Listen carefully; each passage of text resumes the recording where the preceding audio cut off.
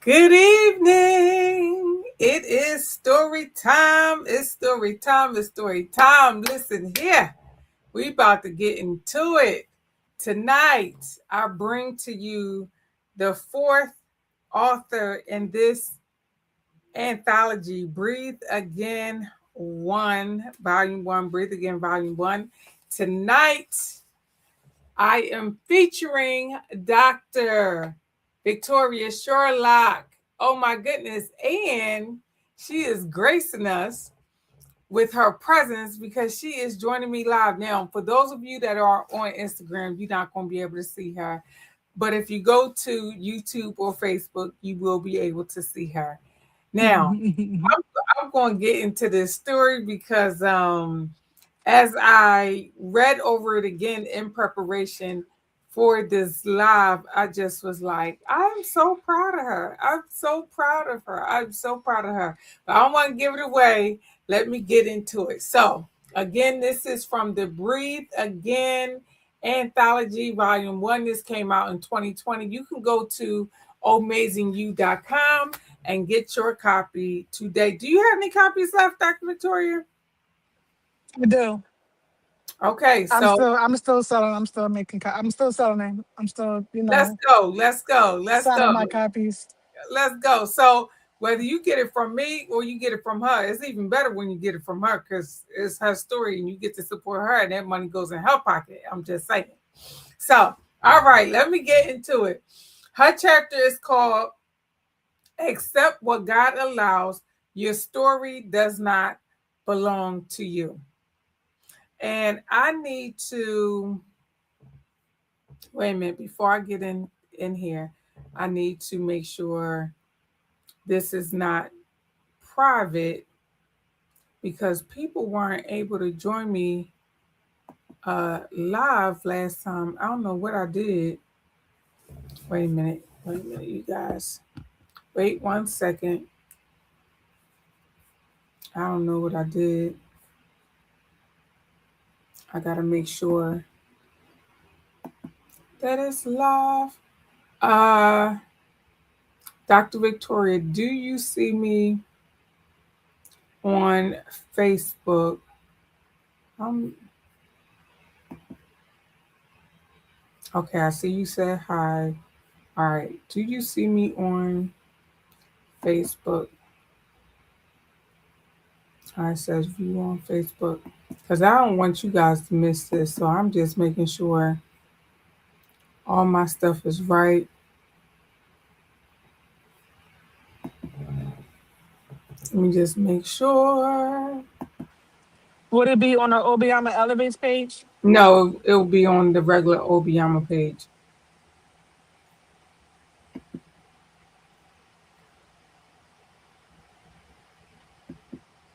So I want people to be able to comment live. Yes, I can see it. Oh, you can see it. Okay. All Yeah, right. I can see it. All right. Cool. Cool beans. Let's see. 1 second here.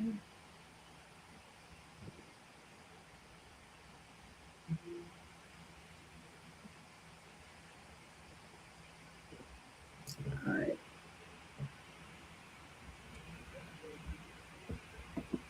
One more second. Thank you for your patience. I just want to make sure we are all good to go.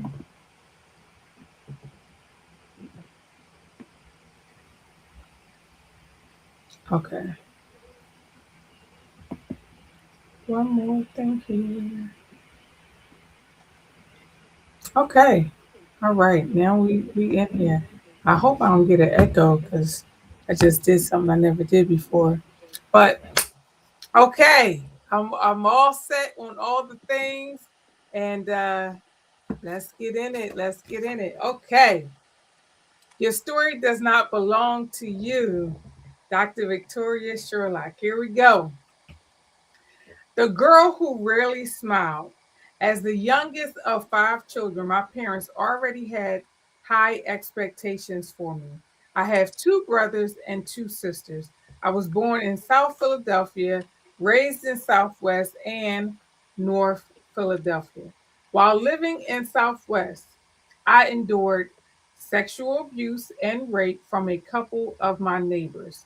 A part of me thought it was normal, and I honestly didn't see anything wrong with it because it went on for so long.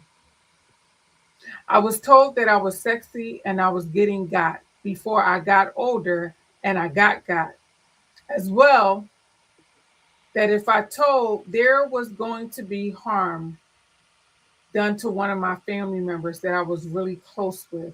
As I grew up and learned that was that what was done to me was not my fault and it was wrong, I started to hate the word sexy because every time I heard it, I would think of the situations I was in. My mother always embedded in me how important education is. So I always liked school. She worked at each school I went to up until the sixth grade. While in elementary school, I witnessed my mother fighting with a man, and I never thought he would fight my mom. I then started to believe that it was normal for a man to put his hands on a female. I later learned that men fighting women was not normal. I am now in my first year of college at Geneva College near Pittsburgh, PA. While playing basketball, I began having terrible stomach pains, so I went to the nurse. She did a blood test and it came back and said, "Miss Sherlock, did you know you are pregnant?" I told her no at least 5 times because I was in denial. I left the nurse office and went to the Walgreens to take 2 more tests. I guess it was safe to say that I was really pregnant and could not deny it any longer. My first trimester in college, and here I was leaving in May, 6 months pregnant. Now, I'm going to stop right there because I need y'all to get this story. But I want to stop here and say this. Number one, this story is so personal to me. And it's not just personal to me because I know Victoria, I know Dr. Victoria, but it's personal to me because too oftentimes we go through things and out of fear, out of condemnation, and just out of pure of a lack of knowledge, we assimilate things based on proximity, based on culture, based on familiarity, and we don't know what we don't know. And me, myself, being molested, which is not the same as rape, but still being a child when it happened, when someone tells you, you better not tell, or I'm going to hurt your loved one, or I'm going to hurt your family member.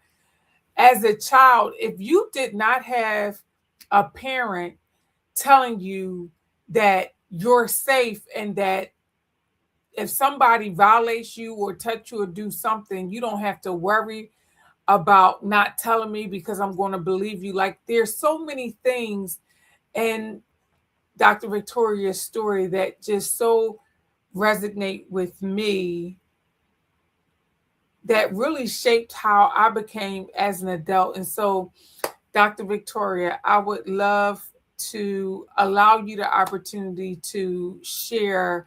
And again, I want to congratulate you on the fact that you did not allow what happened to you to dictate your destiny, nor did you allow what happened to you to stunt or stop your progress. You still was able to not only go to school, but you were able to provide for your daughter. And I want to even say protect your daughter because now you know, you've learned how manipulative men, and when I say men, I'm not, you know, taking a broad paintbrush and saying it to all men, but I am saying it to and about the men that this fit, to the men that this describes. And so for the men who are sick, because it takes a sick man to molest, rape a child, understanding that they too have been molested and raped, because in order for they to do that to a child, not all the time, but 95% of the time, it was done to them. And so they also don't know. And now you have this vicious cycle of hurt people hurting people. And a lot of times the predator or the prey becomes the predator. And so I want to just acknowledge the fact that I know it took a lot to share this. I know it took a lot to write this. And thank you for trusting me and saying yes to allow me to publish your story and to include it in this anthology. So I want to just again say thank you for speaking it into the atmosphere and allowing women, young girls to know that you are not what you did and you are not what happened to you. So go ahead. Um, so yes, with that said, to piggyback off of you, you are not what you did, and you are not what happened to you. Um, you yourself and my late bishop always said that um, my story or the challenges that I have overcome is not just for me. Um, and I always, me being me, I always try to find a reason and why things happen. And it's because, like, okay, maybe someone else is going through and or knows someone who went through the things that I went through, but I'm the example as to say, like, you can still pursue and achieve your dreams and your goals, like that. But you must have to be resilient and also have empathy and also forgive yourself, because it definitely wasn't your fault, which then goes back into, you are not what happened to you. Yeah. The whole conversation about forgiveness and giving yourself grace and being compassionate to yourself. Here's the thing. How old were you when this first started happening? When it first started happening, I would say about between the ages of 6 and 7, up until about the age of 11, 12. So it happened for a while. And as I stated, and as you read, I thought it was normal because it lasted for so long. So I'm like, okay, this must be normal because you know, and it's not like nobody was stopping it, because again, I didn't tell anyone because of the threats, that were placed against, my loved ones. So I went through what I went through. Um, but again, what I went through doesn't make me me. Like, it didn't determine or deter my goal. So let me ask you this. What made it stop? What led to it stopping? I moved. Well, my mom moved. I didn't move because I was still a child. My mom moved to North Philly from Southwest. Did you ever have the opportunity to tell your mom what was going on? I had plenty of opportunities, but I never told her no. And did you keep it to yourself because of the threat? I kept it to myself up until I met my daughter's dad, and even then I didn't orally state it. I wrote it in a letter, but I trusted him, and that's why I told him, because those people still came around family. So it was like, I'm the, I mean, of course, and the other person too. Like, we knew like what happened like years prior, but now I have to act like it never happened because of family that's involved. And, I entrusted him with, like one of my deepest, darkest secrets. And he told me he would keep the secret. But then, like my senior prom, he actually let it out. The night of my senior prom, he actually let it out because one of the guys was there to see me off. Um, nobody believed it. Of course, there was like denial and was like, "Oh, you're lying. She's lying." Um, and then, so when was my prom? 2008, and then what? 12 years later, here's the anthology book, like restating, like yes, it was a rare moment, but like no, it's still actually happened. How did you feel with the person coming to see you off at your prom? I didn't feel any kind of way. I suppressed and became numb. Like I had no emotion to it afterwards because it was like I still had to keep my mouth shut because I felt as though that threat was still into play. And so I just didn't let it phase me. I just had to basically compartmentalize. That's when I first started learning how to compartmentalize. So Even how as a child. yeah. So how has that contributed to how you parented your daughter, and what were some of the conversations, if you don't mind sharing? Because I can only imagine, well, I know for sure because I talk to women all the time that you are not alone, and this actually happens to a lot of women, a lot of successful women, that like this. And so here's the thing: you said in your story, you thought this was normal. And here's the reality: at the rate in which it happens, it would appear that it is normal because it didn't just happen to you. It's not an isolated incident. It didn't just Right. happen to me. It's not an isolated incident.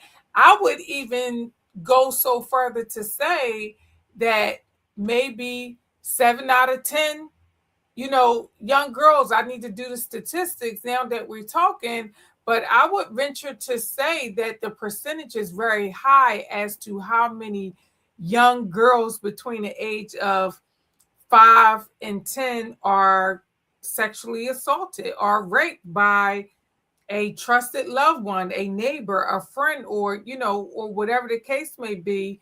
And that is the thing that makes it feel like it's normal because there's some familiarity. And then, of course, when you have to live in proximity with the person, they're telling you, like, if you say something, I will do harm to, your mom, your dad, your sister, your brother, whosoever.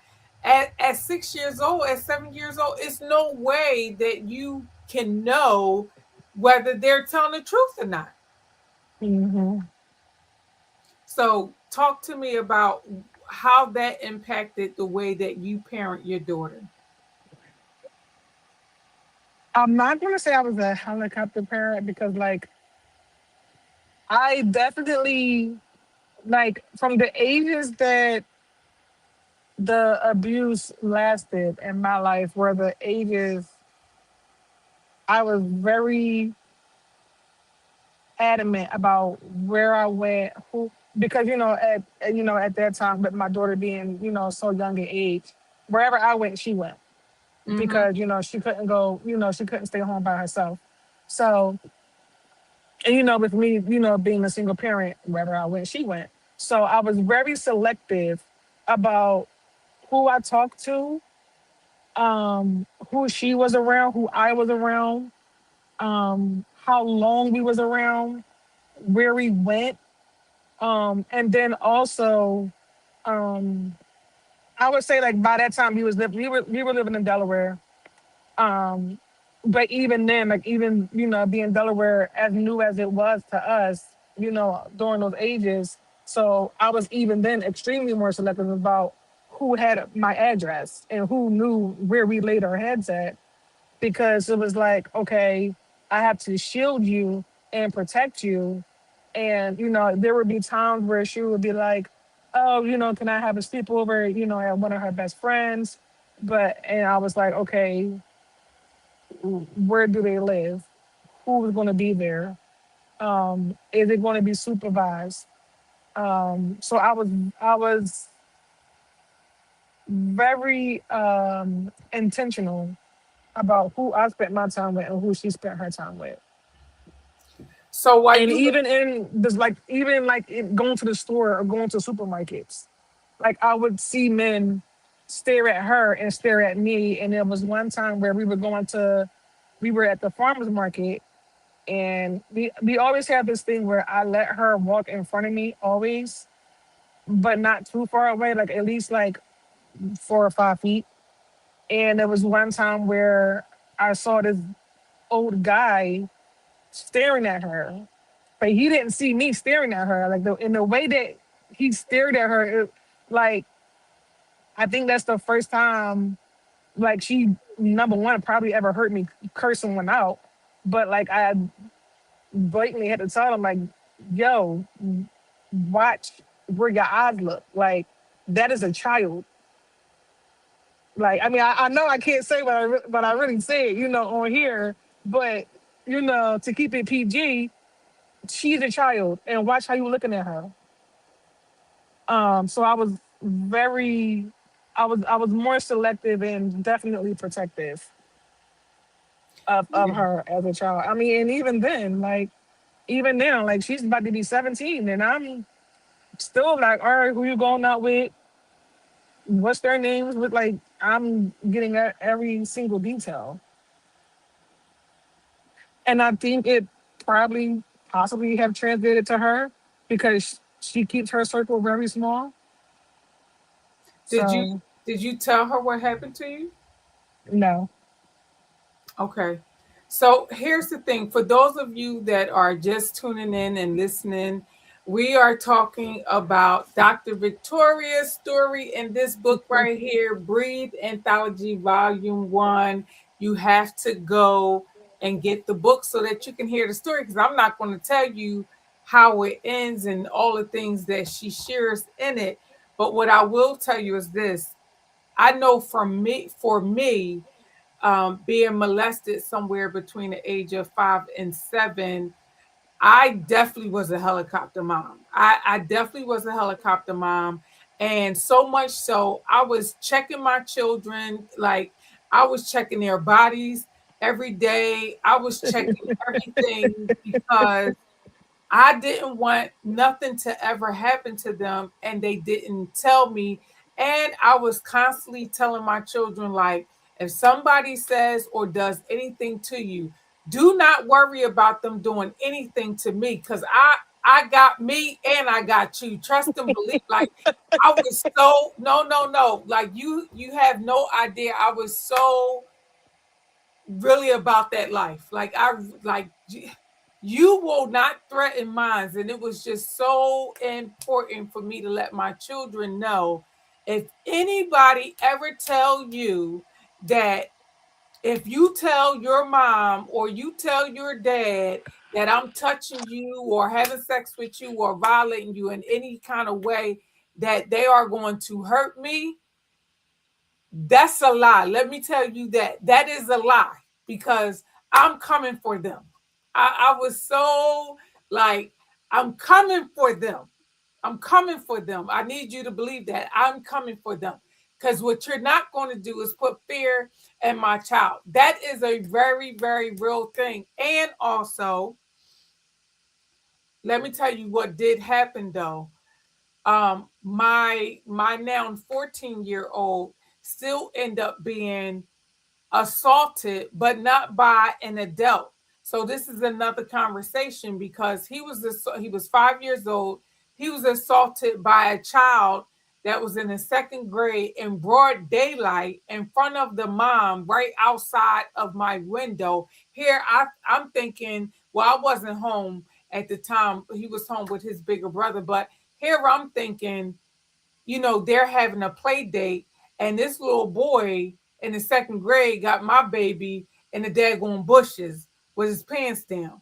So I was devastated. I was devastated. I immediately took my son to get counseling. I had to get counseling because I'm like, I felt like I felt like, how is it that my son got violated, and I know all the things, I teach all the things, I do all the things, I'm doing all the things. Like, I was really, really, crushed by that. So I do want to stop here and just say, for those of you that are listening to me, that will listen to this replay, you are not what you did. You are not what happened to you. And please don't let anyone tell you or your child that if you say something, they are going to do harm. And because of the threat, it causes you to be silenced. Like, they literally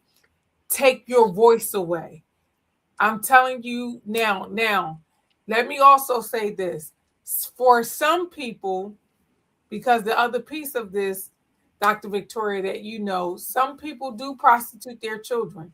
Some people do put their children out there because they are on drugs, they got issues or whatever like that, and it just becomes very unsafe. And so I've also heard about that as well. It's just, this topic is layered. Is layered because you have children who are being assaulted, and they really don't know, and they don't know who to trust, they don't know who to tell. And then you have children who are literally being sold, by the person that's supposed to be protecting them and caring for them. And so it's layered, is layered. And we live in an age now where children are being sex trafficking, uh, and just all the things. And so while this topic is heavy, I do want to still just applaud you, number one, for sharing your story, telling your story, because I'm sure somebody is listening and saying, oh my God, that happened to me. And because it happened to them, they did not give themselves permission to still have a productive, healthy life. And so you were able to still have a productive, healthy life. And I would love for you to speak to it, but I'm not, because I want them to buy your book. And so, Dr. Victoria, how can they get in connection with you to buy the book from you? They can contact me via Instagram. My Instagram is Dr. Victoria Marie 317, and/or here on Facebook, Dr. Victoria Sherlock, and just send me a message. So I'm not going to give it up, because she goes on and shares some other things. But you got to imagine, she went from where she was to being a doctor. So that gives you just a little bit insight. But I still want you to get the story so that you can hear the whole story. Listen, I'm so proud of you. I'm just so proud of you. And I've had the opportunity to have a front seat of all of your just your progress and your growth. And here's one other thing I want to say. Here's one other thing I want to say that I think is important, because oftentimes we judge a thing, we judge a person without having the full story. And sometimes knowing the full story is really none of our business. And I say that from this perspective because I've known you for such a long time. I know that I was a person that, I don't say that I judged you as much as I just didn't understand why you didn't smile, because I think that you have a beautiful smile. And so I definitely was, in your younger days thinking like, why you don't never smile? Why you so mean? Or why you have this hardness to you without knowing your story. And I'm so grateful that you've allowed me the opportunity to get to know you and to see your smile and to learn why you didn't smile and how it was associated to your childhood trauma. And but now I know that you smile because I've seen your pictures. I've seen your pictures. It's so you smile, and it's such a blessing. It's such a blessing to see you smiling. It's such a blessing to see you smiling.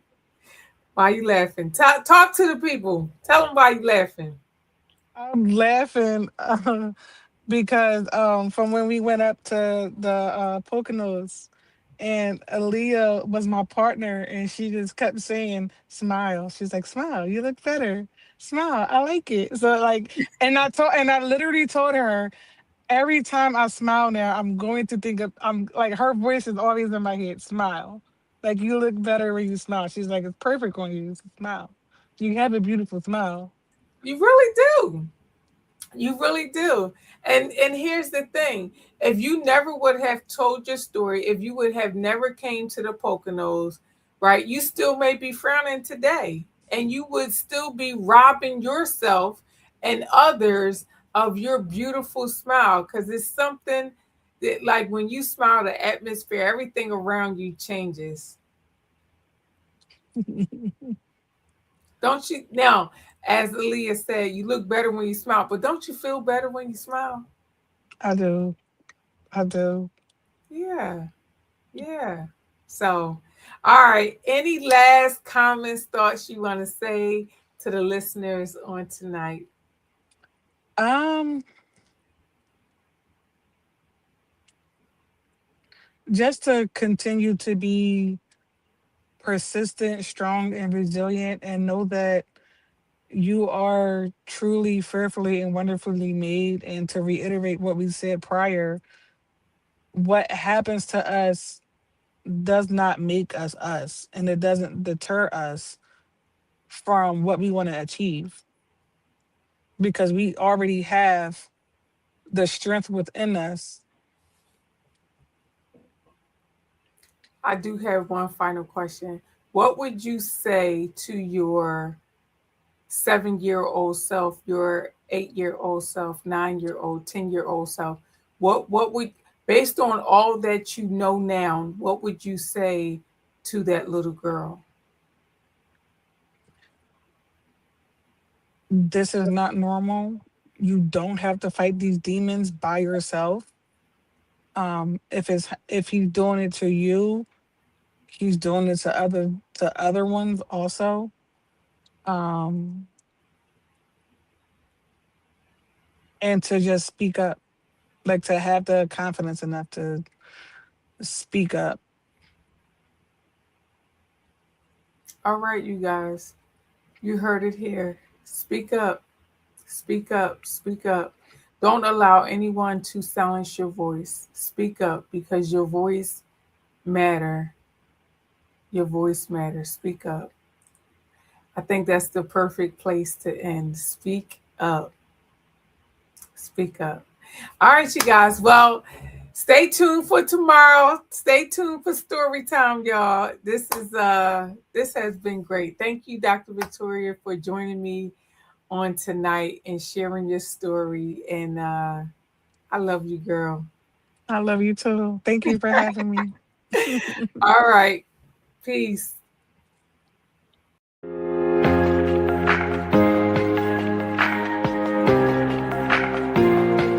Hi, my name is Dr. Obiama Martin, and I am the creator of the 8-week Believe Bigger group coaching program. This is for you if you are feeling like, I need answers. I feel like I'm all over the place. I'm stuck, and I'm really not sure what I'm supposed to be doing. The job that I'm in right now, it's okay, but like, I don't really like it. Or maybe the business that you're in is not what you thought it was going to be. Maybe you thought, man, this is really great. I can do this, but you've been in it for a while and it doesn't have the same feel or appeal, or it's no longer fun or profitable. The good news is the 8-week group program was created for you. And so we dive into mindset mastery. We dive into what's possible. And we do it in a safe space where you're able to scale and grow with other individuals who are exactly where you are. And so we get to grow together, scale together, and believe bigger together. And so if this is you and you are ready to believe bigger, comment below 8 weeks and one of my team members will contact you soon.